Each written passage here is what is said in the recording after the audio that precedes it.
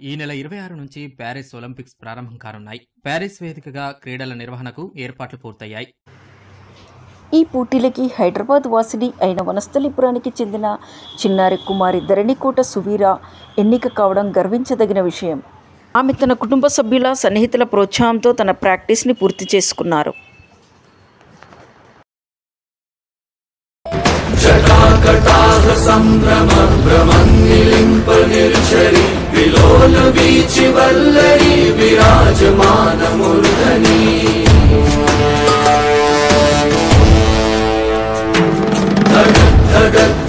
ज्वलल्ललाट पट्ट पावके किशोर चंद्रशेखरे रति प्रतीक्षणम्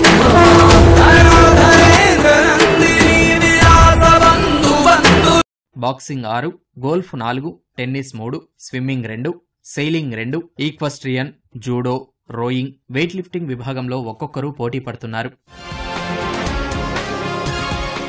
2021లో జరిగిన టోక్యో ఒలింపిక్స్లో జావ్లిన్ త్రోలో స్వర్ణం సాధించి భారత అథ్లెటిక్స్ చరిత్రలో తన పేరును సువర్ణాక్షరాలతో లిఖించుకున్న నీరజ్ చోప్రా మరోసారి భారీ అంచనాలతో బరిలోకి దిగుతున్నాడు. బ్యాడ్మింటన్, బాక్సింగ్, రెజ్లింగ్లోనూ పతకాలు సాధించే అవకాశం ఉన్నట్లు క్రీడా నిపుణులు